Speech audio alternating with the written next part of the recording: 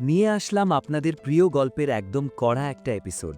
আগের পর্বে আমরা দেখেছিলাম আমাদের হিরো ভ্যান সেই বিশাল ড্র্যাগনটাকে খতম করে যখন দুই ব্যবসায়ীর কাছে ওটা বিক্রি করতে গেল, তখন তারা তাকে ঠকানোর চেষ্টা করছিল। ব্যাস, ভ্যানও দমে যাওয়ার পাত্র নয়। সে ঠিক করল নিজেই দোকান খুলবে। আর রাঙার পরামর্শে সাহায্যের জন্য গেল পেনামেরার কাছে। পেনামেরা তো রাজাকে ভ্যানের পাওয়ার সম্পর্কে সব জানিয়ে দিল, আর ভ্যান অন্য দেশের মানুষদের নিজের রাজ্যে স্বাগত জানালো। ব্যাস, এবার শুরু করা যাক আজকের নতুন এপিসোড। গল্পের শুরুতেই দেখা যায় ভ্যান তার গ্রামকে আরও উন্নত আর আরামদায়ক করার স্বপ্ন দেখাচ্ছে। সে চায় সবাই যেন এখানে শান্তিতে আর আনন্দে থাকতে পারে। সেই যে মেয়েটা আগে একটু খুঁতখুঁতে ছিল, সেও এখন মেনে নিয়েছে যে এখানে হয়তো সত্যিই একটা ভালো লাইফ পাওয়া সম্ভব। গ্রামের বাকিরাও তার সাথে একমত। এতদিন তো শুধু বেঁচে থাকার লড়াই ছিল, কিন্তু ভ্যানের ছোঁয়ায় এখন তারা স্বপ্ন দেখতে শুরু করেছে কিভাবে জীবনটাকে একটু এনজয় করা যায়। সকাল থেকে রাত পর্যন্ত হাড়ভাঙা খাটুনি শেষে ভ্যান যখন ভাবল একটু জিরিয়ে নেবে, তখনই এসপারটা আসল বোমাটা ফাটালো। এখন তোমার পড়ার সময়। ভাই, এই অবস্থায় পড়ালেখা, এটা তো জুলুম। কিন্তু এসপারটা ছাড়ার পাত্র নয়। সে গম্ভীর হয়ে বলল, আজ পর্যন্ত পড়ালেখা করে কেউ মরেছে বলে আমার জানা নেই, সো পড়াশোনা তো করতেই হবে। কি আর করা, আমাদের ভ্যান তো ফেসে গেল। কিন্তু ঠিক সেই মুহূর্তে অর্থ আর তার অ্যাডভেঞ্চারার দল এক দুঃসংবাদ নিয়ে ফিরল। অর্থ কাচুমাচু হয়ে জানালো যে তারা ভুলেও সেই ডানজানের প্রবেশপথ খুঁজে পেয়েছে, যেটাকে তারা এড়িয়ে চলতে চেয়েছিল। মানে কপালটাই খারাপ। এসপারটা জানালো যেহেতু ডানজিয়ান পাওয়া গেছে, এখন রাজদরবারে খবর পাঠাতেই হবে। ভ্যান পড়ল মহাবিপদে, কারণ ডানজিয়ান মানেই এখন পিল করে অ্যাডভেঞ্চারাররা গ্রামে আসবে, আর তার শয়তান বাবাও জেনে যাবে ভ্যান এখানে কী লেভেলের ডেভেলপমেন্ট করছে। অর্থরা নিজেদের দোষ মেনে নিয়ে ক্ষমা চাইলেও ভ্যান তাদের আশ্বস্ত করল। সে ঠিক করল দলের স্কাউট জারাকে মেসেঞ্জার হিসেবে রাজধানীতে পাঠাবে। অর্থ আর প্লুরিয়েলও সাথে যেতে চাইল, কিন্তু ভ্যান তাদের এক বড় মাপের সোনার কয়েন অফার করতেই তারা জারাকে একলা ফেলে গুড বাই জানিয়ে দিল। পয়সার কি মহিমা ভাই! জারাকে একা পাঠানোর জন্য ভ্যানের একটু খারাপ লাগছিল, তাই সে তাকে একটা স্পেশাল মিথ্রিল শর্ট সোর্ড গিফট করল। এটা দেখে তো অর্থ আর প্লুরিয়েলের হিংসায় মাথা খারাপ। তারা তলোয়ারের জন্য কাজ পাল্টাতে চাইল, কিন্তু জারা তাদের বুড়ো আঙুল দেখিয়ে খুশি মনে রওনা দিল। রাস্তায় যেতে যেতে জারা তার চকচকে তলোয়ার দেখে নিজেই ফিদা হয়ে যাচ্ছিল। এমন সময় সে দেখল একপাল দানবীয় অর্ক একটা ভাঙাচোরা পালকি বা গাড়িকে ঘিরে ধরেছে। জারা তার নতুন তলোয়ার নিয়ে ময়দানে নামল। আগে হয়তো এই অর্করা তার জন্য কঠিন ছিল, কিন্তু ভ্যানের বানানো তলোয়ারের এক কোপেই সব কটা কুপোকাত।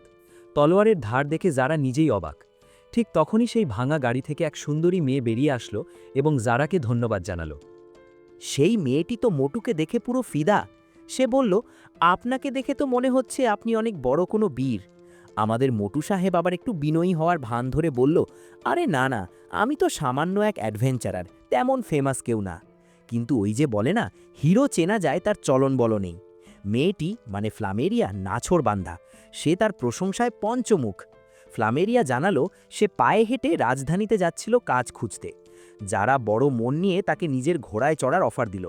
মেয়েটি একটু ইতস্তত করছিল দেখে যারা তাকে এক টানে পাঁজাকোলা করে ঘোড়ায় বসিয়ে দিল।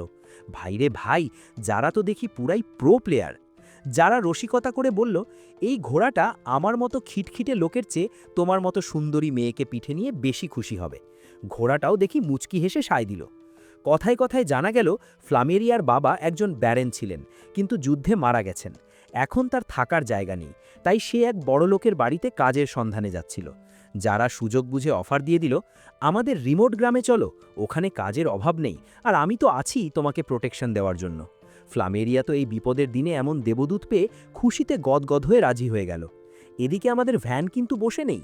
সে অলরেডি প্ল্যান করে ফেলেছে যে নতুন এই ডানজিয়ানের জন্য একটা আলাদা আউটপোস্ট বা ঘাঁটি বানাবে, কারণ সেখানে তো এখন পিল করে অ্যাডভেঞ্চারাররা আসবে। ভ্যান চালাকি করে এসপার্টটাকেই সেই ঘাঁটির গভর্নর বানিয়ে দিল।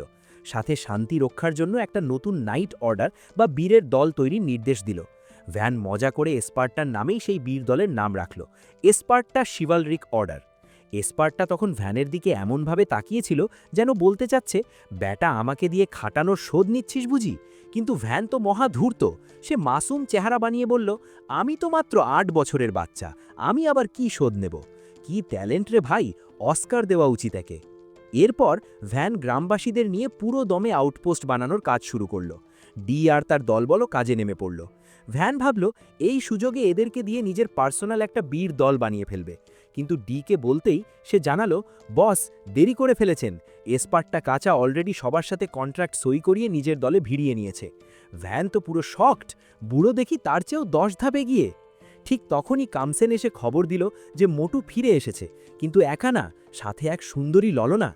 যারা এসে ভ্যানকে সব জানালো এবং জিজ্ঞাসা করলো গ্রামে নতুন লোক নেওয়া হবে কিনা। ভ্যান তো হাসি মুখে রাজি। ফ্লামেরিয়া তখন সবার সামনে মোটুর বীরত্বের গল্প বলতে শুরু করলো, কিভাবে সে অর্কদের হাত থেকে তাকে বাঁচিয়েছে। মোটু যদিও সব ক্রেডিট ভ্যানের দেওয়া তলোয়ারকে দিচ্ছিল, কিন্তু ফ্লামেরিয়ার চোখে যারা এখন লিভিং লেজেন্ড। মোটু আর ফ্লামেরিয়ার মধ্যে যে তলে তলে কিছু একটা চলছে, সেটা ভ্যান তাদের চোখের ইশারা দেখেই বুঝে ফেলল। কিন্তু রোম্যান্টিক কোনো কথা বলার আগেই ভ্যান দেখল দুলে ধুলো উড়িয়ে একদল ভয়ঙ্কর চেহারার মানুষ গ্রামের দিকে আসছে। তাদের চেহারা দেখে ভ্যানের আত্মা তো খাঁচা ছাড়া। সে ফ্যাকাশে হয়ে ভাবল, গেল রে, কেয়ামত মনে হয় চলেই আসলো। কিন্তু মোটু তাকে শান্ত করে বলল, আরে বস, ভয় পাবেন না, এরা ডাকাত না, এরা হলো সেই সব মাথামোটা অ্যাডভেঞ্চারার যারা ওই ডানজিয়ানের খবর শুনে বড়লোক হওয়ার লোভে এখানে ছুটে এসেছে। এক একটার চেহারা যা খতরনাক। এক বিশাল বপুর অ্যাডভেঞ্চারার এসে ভ্যানকে ধমকের সুরে বলল, পিচ্চি, এখানে কি করছিস? এটা তো একদম ললেস জায়গা, সাবধানে থাক। আরেকজন ফ্লামেরিয়াকে দেখে বলল, তোর মতো মেয়ে এখানে থাকলে তো লম্পটরা অ্যাট্যাক করবে, তাড়াতাড়ি বাড়ি পালা। ভ্যান তো প্রথমে ভয় পেয়েছিল, কিন্তু পরে বুঝল, আরে এদের চেহারা গুন্ডার মতো হলেও মনটা তো দেখি একদম পরিষ্কার। এরা আসলে তাদের ভালোর জন্যেই ভয় দেখাচ্ছে। কমজিনও সাই দিল, চেহারা একটু ভুতুরে হলেও মানুষগুলো কিন্তু 1 নম্বর। যদিও এদের চেহারা নিয়ে কমেন্ট করায় অ্যাডভেঞ্চারাররা একটু মন খারাপ করল। আহারে বেচারা। ভ্যান যখন তাদের বলল যে গ্রাম কাছেই আছে, তারা বিশ্বাসই করতে চাইল না, কারণ সামনে তো কোনো গ্রাম দেখা যাচ্ছে না, শুধু বিশাল এক দেওয়াল বা র্যাম্পার্ট দাঁড়িয়ে আছে। তখন ভ্যান তার প্রোডাকশন ম্যাজিক দিয়ে চোখের পলকে একটা অস্থায়ী বেড়া বানিয়ে ফেলল। এটা দেখে তো অ্যাডভেঞ্চারারদের চোখ ছানা বড়া। তখনই ডি এসে ভ্যানকে লর্ড ভ্যান বলে ডাকতেই সবাই চমকে গেল। আরে এই সেই ভ্যান নেই ফার্দিও নাকি, যার নাম রাজধানীর সবার মুখে মুখে? কিন্তু ওই অ্যাডভেঞ্চারাররা ভ্যানকে নিয়ে একটু তাচ্ছিল্য করায় ডি ক্ষেপে লাল। সে তলোয়ার বের করে হুঙ্কার দিল, আমি সিটো নাইট অর্ডারের কমান্ডার, আমার লর্ডকে অপমান করলে খবর আছে। এক লোক চ্যালেঞ্জ করতে আসতেই ডি তার তলোয়ার এক কোপে 2 টুকরো করে দিল। ব্যাস, ওই মোহক স্টাইল চুলওয়ালা গুন্ডা টাইপ লোকগুলো এখন ডিকে দেখলেই কাঁপাকাঁপি শুরু করে। পরে যখন তারা জানল ভ্যানকে তার পরিবার থেকে তাড়িয়ে দেওয়া হয়েছে, তখন তারা ভ্যানের জন্য বেশ মায়া অনুভব করল। ভ্যানও একটা দীর্ঘশ্বাস ফেলে বলল, ভাই, শুধু সাধারণ মানুষ না, রাজপুত্রদের লাইফও অনেক কঠিন। ঠিক তখনই অর্থ আর তার দল ডানজিয়ান ঘুরে ফিরে আসলো। মোটুকে এক সুন্দরী মেয়ের সাথে দেখে তাদের তো মাথা নষ্ট। মোটু কোনো ব্যাখ্যা না দিয়েই বলল, আমরা এখন সরাইখানায় গিয়ে থাকব, কাল দেখা হবে। সবাই তো স্ট্যাচু হয়ে দাঁড়িয়ে থাকলো। কেউ বিশ্বাসই করতে পারছে না যে যারা এত তাড়াতাড়ি কেল্লা ফতে করে ফেলবে। ভ্যান হাসতে হাসতে বলল, ভাবছি যারা আর ফ্লামেরিয়ার জন্যে একটা আলাদা বাড়িই বানিয়ে দেব। এই কথা শুনে অর্থ তো হিংসে হাঁটু গেড়ে মাটিতে বসে পড়ল। না, এটা হতে পারে না। বেচারা অর্থ, সিঙ্গেল থাকার জ্বালা। শেষে প্লুরিয়েল জানালো যে ডানজিয়ানটা বেশ দুর্গম জায়গায়, কিন্তু তার আশেপাশে মনস্টার কম। প্লুরিয়েল তো ভ্যানকে একদম তেল মারা শুরু করল। বস, এই অসাধ্য কাজ আপনি ছাড়া আর কেউ পারবে না। ভ্যান তো চালাক, সে আগেভাগেই বুঝে গিয়েছিল ডাল মে কুছ কালা হ্যায়। সে অজুহাত দিল, আরে জঙ্গল অনেক ডেঞ্জারাস, আর আমার তো আবার কারফিউ আছে, বেশি রাত পর্যন্ত বাইরে থাকা মানা। কিন্তু প্লুরিয়েল নাছোড় বান্ধা। সে বলল, আমরা আছি তো, কোনো চিন্তা নেই। ভ্যান ভাবল একটা জম্পেশ অযৌক্তিক ডিমান্ড করলে হয়তো তারা পিছু হবে। সে বলল, ঠিক আছে যাব, কিন্তু আমার সাথে ডেজার্ট মানে মিষ্টি, ঘুমানোর আরামদায়ক বিছানা, আমার সব কাজের লোক আর বিশাল এক এসকর্ট টিম থাকতে হবে। ভ্যান মনে মনে ভাবছিল, এত সব আয়োজন করা তো অসম্ভব, তার চেয়ে ভালো আমি গ্রামেই চিল করি। কিন্তু ভাই, প্লুরিয়েল তো এক কাঠি উপরে। সে একগাল হেসে বলল, ডান, কাল সকালেই সব রেডি করে ফেলছি। ভ্যান তো পুরো থতমত খেয়ে গেল, এ তো দেখি মরণ ফাঁদে পা দিয়ে ফেললাম রে। পরদিন দেখা গেল ভ্যান তার রাজকীয় খায়েশ অনুযায়ী সব নিয়ে রওনা দিয়েছে। কিন্তু পথে যেতেই বেচারা কামসানের মোশন সিকনেস শুরু হলো। তার তো বমি বমি ভাব।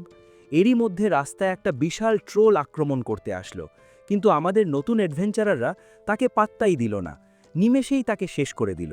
যদিও তাদের চিল্লাচিল্লিতে ভ্যানের কান ঝালাপালা হয়ে যাচ্ছিল। একসময় তারা পাহাড়ি এলাকায় পৌঁছল। দৃশ্যটা ছিল জাস্ট মাথা নষ্ট লেভেলের সুন্দর। ফ্রেশ বাতাস আর ভিউ দেখে মেয়েরা তো মহা খুশি, যদিও কামসান তখনও বমির চিন্তায় অস্থির। হঠাৎ অর্থ বলল, বস, ওই যে দেখা যায় গন্তব্য। ভ্যান কৌতূহল নিয়ে মাথা বের করে দেখতেই তার কলিজা শুকিয়ে গেল। সে চিৎকার করে বলল, থামাও, গাড়ি এক্ষুনি থামাও। ভ্যান নিচে নেমে যা দেখল তাতে তার চক্ষু চড়াচগল হয়ে গেল।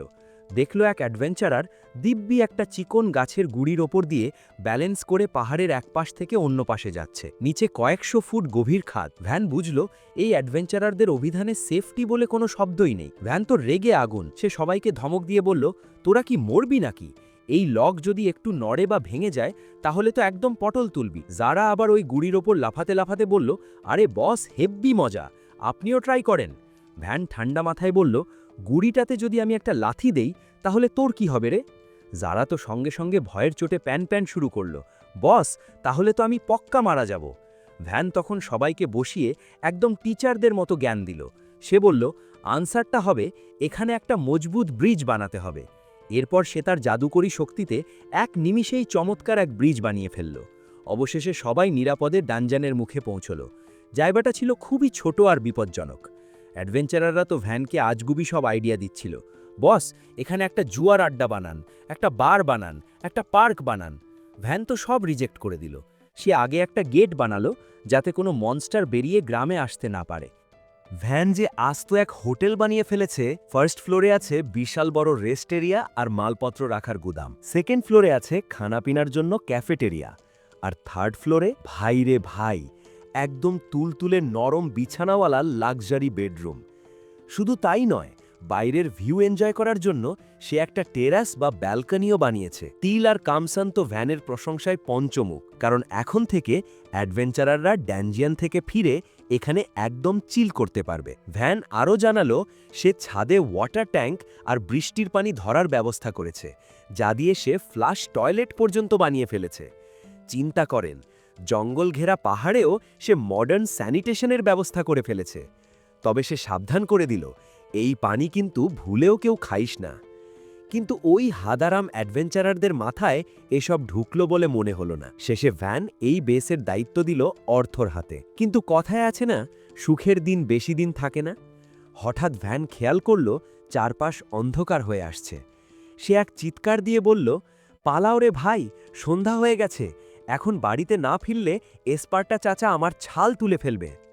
যাওয়ার সময় আর্ডে এক চকচকে পাথর খুঁজে পেল, যা ছিল দামি মিথ্রিল ওর। সবাই খুশি মনে সেগুলো কুড়িয়ে নিয়ে গ্রামে ফিরল। কিন্তু গ্রামে ফিরতেই তাদের সবার কলিজা শুকিয়ে গেল। সামনে দাঁড়িয়ে আছে খোদ জমদূত, মানে আমাদের এসপার্টা চাচা।